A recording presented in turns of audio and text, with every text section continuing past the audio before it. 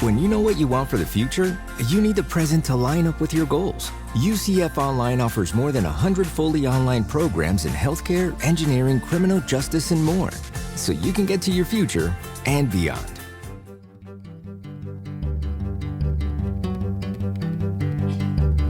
From the University of Central Florida's Center for Distributed Learning and the University of Louisville's Delphi Center for Teaching and Learning, I am Tom Cavanaugh. And I am Kelvin Thompson. And you are listening to Topcast, the Teaching Online podcast. Hello, Kelvin. Hello, Tom. How are you this fine day? Good. I got a powerful thirst, so I made myself a cup of joe. I have a non-thematically selected cup of coffee. Actually, it may be thematically. Ooh, do tell. Now that I mentioned it, yes. Do tell. So it is, loosely, thematically, it is a cup of Donut House decaf. Donut House decaf. You think you got it? I think I can see some things there, especially if you tell me that that come out of like a little pod personal brewing system. It did. Behind me is my Keurig that I just made it in. Yes.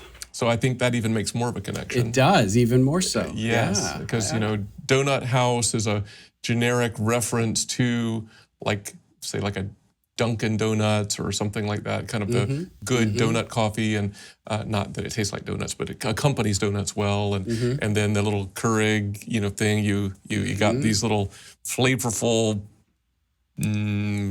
individual apportioned kind of things, and you can distribute those out. I even have, although it's not with me now, I have one at home, but I have a reusable Keurig that you can put ground coffee in, which I have used on occasion. That's right. That will extend it even further. It will. That's I like. I almost don't want to talk about mine now. That would be good. But I will say that I'm since we're recording in the morning, not that our listeners would know the difference, but I'm finishing the last little bit of my morning coffee, which happens to be a single origin Honduras from another local Louisville roaster called Fontes. As I continue to learn the new to me area here, some faculty member recommended this place, and I went. It's lovely. It's great location, big old roaster, and they have lots of, you can buy beans and all that. But same day that I was there for the first time, I was at some other these are not the places I frequent, but I was in some kind of gourmet pasta market place, and I saw that they had bags of coffee, and I went over and I looked at it, and I thought, this looks awfully familiar, and I looked on the back down in the fine print, and indeed it came from this same place, Fontes, and turns out they do sort of a private label roasting for a whole host of restaurants and markets and so forth all over the area, in addition to their own roasting. So I thought that was kind of appropriate for the topic here as well, repurposing things a bit. Yeah. All right, cool. Do you want to explain what the theme is, or shall I? Why don't you do it and then get on into the introduction of our interviewee? Sure. Okay. So we are talking about kind of pedagogical reusability. Even the old term that we don't hear quite so often, but the kind of reusable learning objects concept, and how that can be really effective in the world of e-learning. And so, as you allude, we did have someone who is a bit of an expert in this area. And Kelvin, you recently interviewed Dr. Kathy Gosser, who is one of your brand spanking new colleagues at the University of Louisville. Dr. Gosser is in her second career at U of L, where she is currently the YUM, Assistant Professor of Franchise Management and Director of the YUM Center for Franchise Excellence. Previously, she spent 35 years with Yum Brands. And so Yum is a thing, if you're not familiar with it. Yum is formerly KFC, which was formerly Kentucky Fried Chicken, but it also includes, I believe, Taco Bell and Pizza Hut. It's those kind of, restaurant franchisees. And she retired from there as Director of Learning and Organizational Development and Chair of the KFC Foundation. I thought it was a really, kind of interesting selection to talk to her about this, and a great choice. Is there anything you want to say about the interview before we kind of jump into it? I'll say redundantly what will be obvious in mere moments, that Kathy's great. She is such just a great creative thinker. It's apparent that she's well chosen for this topic because she just lives this. So maybe we'll talk more on the back end. Great. So through the magic of podcast time travel, here is your interview with Dr. Kathy Gosser. Hi, Kathy. So great to have you on Topcast today. Well, thanks for having me. Appreciate it. So we were recently having a conversation in your office, as I recall, and you were showing me various aspects of your teaching practice. And as any reasonable person would be, I was delighted by what I saw. And I just remember commenting to you that it's interesting to me that it seems like you embody a principle that I am guessing comes from your background in franchising. And it struck me as like develop once, reuse many times seemed to be the principle. Was that explicit with you? I mean, do we intentionally go out that way in your work? Actually, what you're talking about is what I consider repurposing content. So when I create content, whether that is a podcast, a course, an e-learning course, I like to think, are there multiple ways to use it? So could I use it in another class? Could I use it on the website as a learning type of content item? But how else could I use this? So it does come from franchising, because if you think about it, a franchise is a business model that can be picked up and replicated. So if we take our content, how can we replicate it in different formats? So we have content at the graduate, undergraduate, and executive ed levels, all on franchise management. And we've taken the meat of it, if you will, and just rewrapped it and actually have obviously very high level activities and assignments at the graduate level, a little bit different at the undergraduate. And then, of course, in exec ed, you strip all that away. But the content is the content. So we have, in essence, refranchised our own information. Yeah, that's awesome. That's awesome. And maybe expand on that just a little bit for our listeners. So when you think about, the content, like you talked about the sort of the value add differentiation in the different contexts, but if you strip all that away and identify the thing that is common to the quote unquote content across all those contexts, what is that and what would that look like? And how is your process? So that's a good question. Actually, we use e-learning modules. So e-learning is used pervasively in the corporate world, and it's a very simple way to ensure that you get the key learning out. You can use the most recent relevant information, because sometimes, especially with a topic like franchising, textbooks become outdated the moment they're published. Other disciplines like accounting may be a little bit different, but when it comes to franchising, the world is always changing. So using e-learning allows us to revise the content continuously and make it very fresh. So I'll give you an example.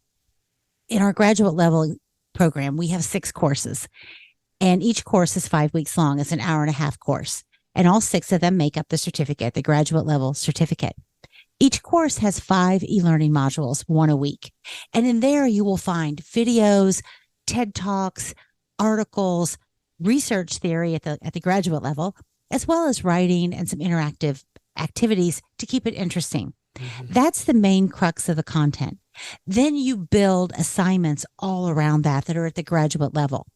Well, you can take that same e-learning, strip all the assignments away, and teach people in executive education the same type of content. You just wrap it differently. So that's what I'm talking about. No, that's awesome. And it reminds me of there was sort of, I don't know if trendy is quite the right descriptor, but some years ago in our field, learning objects as a concept were all the rage, and Yes. reusability and so forth. Now, I'd say those principles are rather timeless, as you have already illustrated, but there was quite a lot said and discussed about that. And I recall Wayne Hodgins from Autodesk making some comments about this, that as contextualization increases, reusability decreases. That as and as granularity increases, as you get more granular, reusability increases. But there is a sweet spot in there somewhere, right? That you need enough context to be sort of cohesive, but not too much, or it limits your reusability across context. Does that ring Precisely. true? Yes. And so when we're creating the actual e-learning modules, we have to be very careful so that we don't do exactly as you've discussed. We don't make it so granular, like we don't refer to this graduate course. That's a small example. But you've got to be very careful so that when you're creating it, you have the mindset you're going to have multiple audiences looking at it. Yeah. Now, we've gone a step further with this whole concept of refranchising or repurposing. And that's, think about this. Today's learner, how do they learn? They learn the way they're learning now. We have a podcast. That tends to be a wonderful modality for learning. People can do something at the same time. They can be driving, cooking, exercising, etc. So what we've done with our e-learning is we've created small podcasts, if you will. We call them small bites of business insights. And so we have one, I'll give you an example. We've done some on finance. So we have one on cash flow analysis, the cash flow statement. We have one on income statement, those kind of things. Those are tucked in the e-learning. And then we also publish them on our website. If anyone wants to use them, like a corporation could say, hey, we want to teach a group of our team members more about cash flow, and they could listen to it. And we have it on the podcast providers so that anyone can use it. That is a perfect example of repurposing. So even the podcast, like these podcasts could be put into e-learning to emphasize a point. So there are so many ways to do that with learning objects, which I would consider a podcast, that definitely you can do the same thing. That's right. No, I think that's excellent. And clearly you live and breathe this every day. And so I know you think this way, so I'm just going to ask you to comment a little bit on, how do you see then we'll say the value add of the various contexts, whether that's audience A or audience purpose B or whatever, especially if you've so broadly shared those individual assets or objects, then I am assuming that you don't see the value add in just those content elements. You're seeing the value add somewhere else in the context. Oh, absolutely. The value added is the wraparound. So if you think about, I'll give you an example. So if I'm talking about how do you fund a franchise? That's a whole course, right? As we talk about different funding models, how you go about it, all the financials. At the graduate level, I would have the basic content, but I would add in, like I've done a podcast with a couple of private equity firm CEOs who are brilliant. I would add that in with a very complex assignment around it, having them do more research to really unpack all about private equity. At the professional level, I'll just say, hey, here is what it's about. And if you want more, you could listen to this podcast, but it's not a requirement. At the undergraduate level, I would probably have them go explore funding options, and you could listen to this if you want. So just the exercises, the whole wraparound changes. Yeah. And actually, that's the fun part. If you're a creative instructional designer or curriculum designer, that's where it gets fun, because you've got this great content. And then how can I make it come alive for my students? How can I make them think critically, do more research if needed or not? Again, the professional education, they're not going to want to write a big paper. I can't see anyone signing up for that when they want to get the education itself. So just understanding who the audience is drives the context. And also, of course, we also have our AACSB accreditation, et cetera, that drives the context. But having those things in mind really does help. Yeah. How much of that was trial and error for you? How much was that, you think, just practical experience and life experience and academic experience kind of all coalescing, and how much of that was some other kind of influence like the accreditation standards? So the standards are one. I will tell you, I have a wonderful partner who helped create the initial graduate level program, and that was Dr. Denise Cumberland. And she just won a huge award from the university for being a distinguished teacher. So that's pretty incredible. But she and I think when you have a partner who has the same thought process and you can work together on something. So the two of us took our experience in academia as well as our experience in the real world, as well as just our love of teaching and pedagogy. And our pedagogy is very similar in that it's about how do you involve the student? How do you apply? How do you get on the higher end of Bloom's taxonomy? So that's what we really drive. And so working together, I think, was really the key. Having someone to bat around. And, we didn't win on everything, Kelvin. Like, I tried to use a wiki in a class with a Blackboard.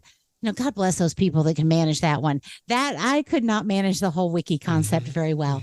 Now, a lot of other things I can handle, but that one I couldn't. So when you say trial and error, yes. Sometimes group projects don't work in an online asynchronous environment. So we've had a couple of group projects we've had to pivot.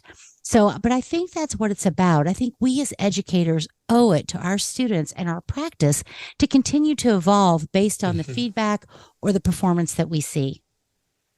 That's awesome.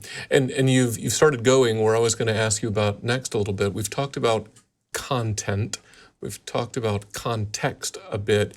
And in the sense of addressing different contexts, you've talked about expanding certain content or conceptual elements. But I was going to ask you about the role of interaction with yourself as an instructor or with other learners and assessment. So in addition to content, the interaction and the assessment, how do those flow differently in those different contexts? They do flow differently. And I am always learning, always. I actually just took a 3-week course that you offered here at the University of Louisville that was very helpful and helped me think differently. So I think, first of all, as educators, we have to continue to learn and listen and grab best practices, because engaging your students, that's really the key, no matter what level you're at. So there are a couple things you can do. And online asynchronous definitely is the most difficult because you don't have, obviously, that face-to-face interaction. And you can do a few things. I think discussion boards are fine, but they become a little overused. So you got to have a couple just because it seems to be the one tool we have, but it shouldn't be the only tool. Nowadays, there are so many technological advances and so many programs that really don't cost anything. You can do things. One of the things that's been a big hit at the undergraduate level is I will host an optional, but I will also tape it, synchronous session, a Kahoot session, if you will, where I will do a review of a midterm. They love it, but they'll watch it. I mean, they will actually go back and watch it because I track that. I'm like, who's going to watch a Kahoot? Well, guess what? They do. I also always, in the beginning of the courses, host an optional orientation. They can come on and meet with me if they want, but I record it because, again, I understand we're online asynchronous. So, but I think that orientation gives some of them a chance to talk to me, get to know me, and then they can ask their questions. But then I show them how to navigate Blackboard because it can be very overwhelming for people if they've not taken an online asynchronous course. And then they can also see, I'm serious that I want to help them if they have questions. Now, I have tried happy hours. A friend of mine does a great job, Bob Hasladen, with the distilled spirits. He has virtual happy hours. And so I've tried a couple of those. Honestly, I've had a table for 2, but I'm going to try it again. It's like, let's see if we can get more on. I think that's important. Regular announcements, calling out people's names. I do a Flipgrid introduction so that we can all see each other. The only thing, Flipgrid doesn't integrate with Blackboard, but it does allow me to see my students. And when you can see their face, it helps. And I kick it off with an introduction of myself so they can take a look at it there. And I think using the tools that we have and just, it can be a lot of work, but when you care, it's worth it because you want those students to connect. The other thing Blackboard does, or any learning management system, is it lets you show if somebody hasn't engaged, and it shows you their last engagement time. Really paying attention to that is important to me. And I will send out individual emails if they've not engaged. Like within the first week, by Thursday or Friday, they'll hear from me. And it's typically, hey, are you having any trouble logging on? Is there anything I can do to help you? just because you don't know, they could be. But I think that takes a lot of time, but it's worth it. And that's at all levels, actually. Mm-hmm. I think you've made a great case for continuous improvement, right? In addition to this repurposing, Yes. I think that's been a clear theme in your remarks. As we begin to wrap up, I wonder, I've heard you mention a number of different tools or practices or media types and so forth. And I just wonder, as we begin to wrap up, how do you make your choices about what to pursue and draw in versus what not to? Okay, that's a great way to wrap up because there are so many tools. The hardest part is, what do you choose? I would say choose a couple and get very proficient at them. And the couple that I always use Flipgrid for introductions because it's fantastic. It's a free tool, doesn't cost anything, and allows people to see each other. But I use a product called Padlet in my classroom as well as my asynchronous. And what it does is it allows students to respond. So I will do maybe 2 or 3 a class period, especially in the face-to-face, because there are folks who are shy who want to contribute, but it's overwhelming for them or intimidating. So sometimes I'll kick it off with saying, hey, what did you do over the weekend? And they hit a QR code and they're able just to put a meme or words, whatever they want, but they all can contribute. And so I think that those are important. It's a good way to report back after group sessions. And it's just a really nice tool. So I enjoy that one a lot. Blogs are great on Blackboard because they just continue the conversation and it's a lot easier to use than a discussion board. I do use a couple of discussion boards. I also really like to use we're an Adobe campus and I love to use that. So I will show them a LinkedIn Learning on what an infographic is about. In almost every class, I make them do 1 or 2 infographics because Adobe lets you and it's fun. And I'll tell you, in business, people love infographics. 1 page, how much you can give me, that's what they love. So I think that those are probably the main ones I use. I'm always open to explore others, but I'm careful because someone on your team, a very wise person by the name of Amy Green, said to me, don't choose too many, choose a couple and do them well. And she's exactly right. That's right. Well, it's been a delight, as it always is, speaking with you today, Kathy. I'm just so delighted that you would join us on Topcast and let us disseminate some of your good practice and wisdom to a larger non-U of L audience. Well, thank you for having me. So, Kelvin, that was your interview with Dr. Kathy Gosser. I thought it was a really, really fascinating conversation. Yeah, I mean, she's great, right? I mean, you can tell she lives and breathes and thinks all these related concepts so well, which makes her a great person to talk about, nuanced topics in a very focused, brief period of time. So I love talking to her. She's passionate about what she does. She really appeals to the systematized side of me. Like the idea of maximum efficiency, like build once, use many, really appeals to me. Yeah. I think that's great. Now, it's not like there aren't, things that get tweaked and adjusted and customized. And she even went into that, like how she would do that for a graduate audience or a non-graduate or executive ed audience or something like that. But the core information remains the same.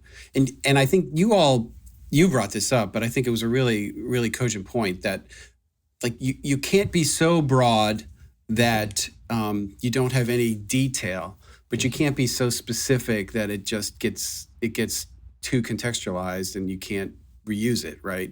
Like finding that balance, what's the right size, I think can be really difficult.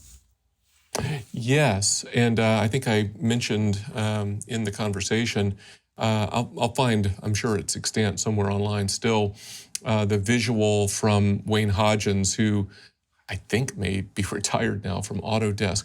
He was, when learning object talk was all the rage, I saw Wayne speak several times, several different places, and articulate kind of that very thing, that intersection, that sweet spot.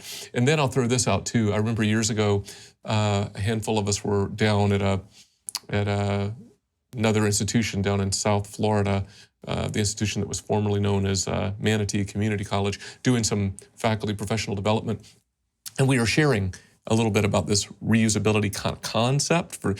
interestingly, in kind of a similar vein, right, kind of that work smarter, not harder kind of thing. And this one faculty member who was, I think, probably about to retire then, he said something I actually printed out and had tacked up above my desk for years. He said, it's interesting. All this is interesting. He said, in a discussion post, he said, I think of it like albums versus tracks or songs or whatever, right? You know, that like the album is what it is. It has limited reusability, but the songs, like the songs, you can reuse and you can put out a single or you can have a new compilation, right? And that always stuck with me. I thought that was an interesting kind of a simile, metaphorical kind of connection. I like that. I'll take it even one further. You know, some DJ or rapper can sample that, like even a portion of a song, and reuse it in an entirely different context, but it remains completely recognizable. I think that's a really good analogy to kind of help you kind of understand it. And she bringing her lens of franchises into the instructional environment like that, it just seemed to fit so well. I know. But, I will say this. Like you said, it appeals to the kind of this systems part of you. Me too.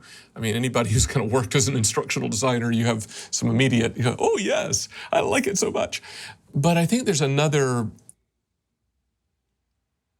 viewpoint, perspective, thread where maybe some of us or parts of some of us resist this a bit, right? Like you almost want, if you're approaching teaching as like an art or a craft, it's almost you want to start from a metaphorical clean slate each time and quite literally reinvent the wheel and be very thoughtful about, handcrafting every single thing.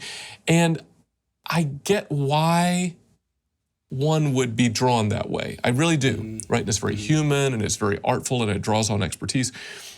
But I think it's a false dichotomy to say that it's one or the other, like quality is in opposition to systematizing or reusability, right? I think there is a sweet spot there too. Yeah, I think that's true. But, it does appeal to the kind of the scale issue that we have to contend with at large institutions, and kind of a bespoke, customized, artisanal online learning works in some places, but not at a big production shop, kind of like we have. I think it's a lot harder to do that. But you also, don't want to sacrifice the quality or the kind of individualized feeling that you get from something like that. And so, through unique combinations of reusable instructional assets, I think you can still get that. And then, have those like connective pieces potentially to kind of, it's not just a stack of like episodic instructional things, but there's a flow and there's a reason, and you may need to connect some dots in between those, but it becomes a lot easier than trying to create something from whole cloth. I really appreciate though too, in addition to the instruction part, the curricular reusability that Kathy sort of advocated for. I don't think you hear that as much. You hear it about instructional development more, but from a curricular standpoint, here's how these curricular elements at the undergraduate level connect at the graduate level versus executive ed.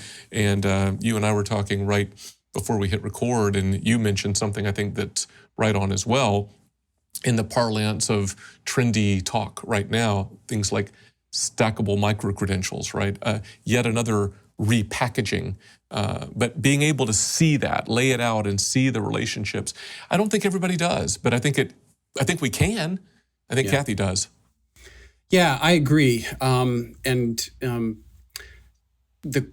your point about the curricular piece, I think that is maybe the more powerful one than just saying, here's a media library that's got all the right meta tags and I can find this piece of video that I can use multiple times. That's great, right? That's good. That's not nearly as powerful as having like curricular elements that are reusable or being able to use in other places. And to the micro-credential thing, I mean, that's the power of these micro-credentials. Ideally, they serve two purposes. One is as a standalone thing, hopefully skills-based, but it doesn't have to be, that serves as its own kind of credential of sorts that could have some currency for somebody, probably like in a career change or career growth or some aspiration. But then if it's really doing double duty, it would also allow that person to have portable credits that could be applied to that institution or another institution, and you're not wasting any time. And you could stack multiple of these micro credentials and eventually end up with a degree, an associate's or a bachelor's degree or something like that. I think that's where we need to go. And maybe the last thing I'll say on it is that it's really hard to retroactively do this. I think you have to build this kind of into the upfront design if possible. Instead of looking at a fully designed course, it's like, okay, like what pieces are the micro credential? It's just it's going to be a lot harder. You're going to have to do a lot more rework if you're going to come at it after the fact. Yeah, I think there's some truth in that. Yeah, I think that's great. Well, I don't know about you, but my coffee mug is about empty. I don't. So maybe our episode is about empty. Shall I try to get our thematic articulation on the runway? Let's. All right. So maybe by way of summation, we might say that online design and teaching in particular lend themselves to thinking about scale and efficiency and identifying opportunities for reuse and repurposing is one way for individual faculty and instructional designers of working smarter, not harder.